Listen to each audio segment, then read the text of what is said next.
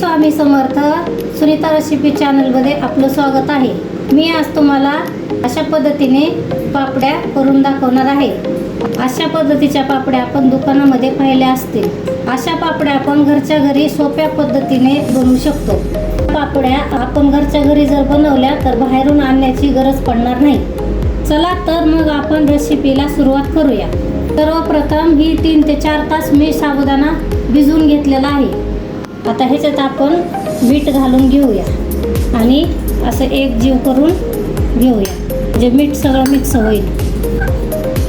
त्याच्यामध्ये 1 तांबे पाणी उकळून घेऊया. चाळणीला पाणी लावून घेऊया. आता चाळणीमध्ये अशा आपण बांगड्या ठेवून घ्यायच्या आहेत. तेलाचा वापर अजिबात करायचा नाही. तेलाचा वापर केला तर पापड्या खराब होण्याची शक्यता असते. आता आपण या बांगडीमध्ये असं साबुदाणा भरून घेऊया. ही बांगडी आपण आकारासाठी घेतलेली आहे, एकसारख्या पापड्या होण्यासाठी. तुम्हाला आवडेल तो आकार तुम्ही वापरू शकता.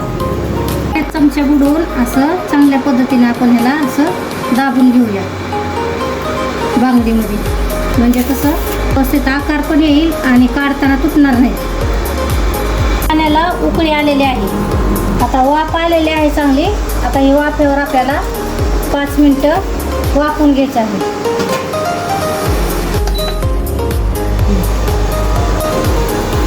हे बघा, आता असं छान प्रकारे वाफवून झालेलं आहे. आता याला आपण काढून घेऊया. आपण आता बांगड्या काढून घेतलेल्या आहेत. बघा कसा गोल आकार झालेला आहे पापड्यांचा.